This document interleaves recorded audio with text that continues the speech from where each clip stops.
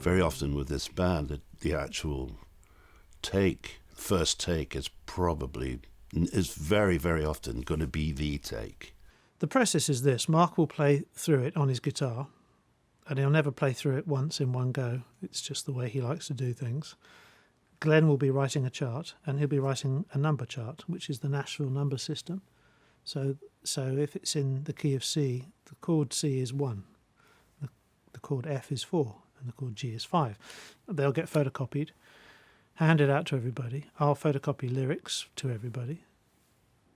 And in that time, people have kind of got an idea of where they want to go with it. I'll ask around what you're going to play, and I'll say to Rowan, our engineer, how we're going to do things. We're going to do real piano, kit 1 or kit 2. Richard's going to play this, Greg's going to play that, Mark's going to do this, I'm going to do this.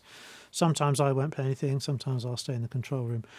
And we have to ensure that we're recording as soon as the guys pick up the instrument, because so often that we'll just find that's the take.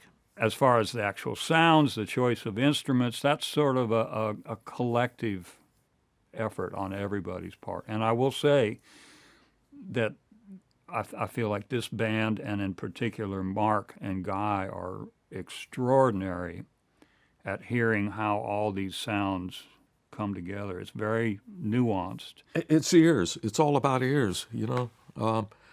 The thing with me and Mark has always been, I just watch what he's doing, and even if I don't know what I'm going to play, at least I know what I'm not going to play or where I'm not going to play. So that's a good starting place, and then I can be thinking of other things. And the same with Greg. You know, everybody just listens to each other, and you just kind of have a sense of not stepping on each other and being graceful to each other and being musical and not messing up the song. That's the main thing, you know. Just don't harm the song. You hear the melody, you hear the rhythm, and you think, right, okay, maybe I can slide in under this, you know. And sometimes you want to just be very static and just give it a bit of a platform that the other guys can build from. But sometimes he'll play something, you go, ooh, I think I'll borrow just a little piece of that, either to echo him or put it someplace else. And again, he's open to that kind of stuff. And, you know, sometimes he will challenge you on it, but he will always hear you out. And then in the end, hopefully we arrive at something together that suits the song. It's also that beautiful spontaneity that happens when you give a musician an idea or a song. When you give a good musician something, they're never going to just mess around and work their part out on air, so to speak. They're going to work it out in their head. And as soon as the red light's on, they're going to perform. And they'll be tentative and they'll be on edge, but they won't make a mistake.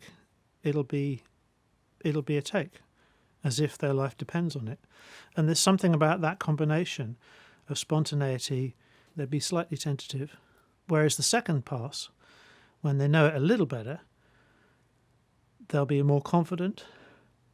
That might not necessarily be the right thing. You know, you could push the pace, push it along, and you could be, you know, if you had only had a week to do it, you could do it very easily. The fatal thing a lot of the time, it's certainly as far as I'm concerned, would be to rush. Something creative always happens by not panicking, and something always creative happens by not rushing.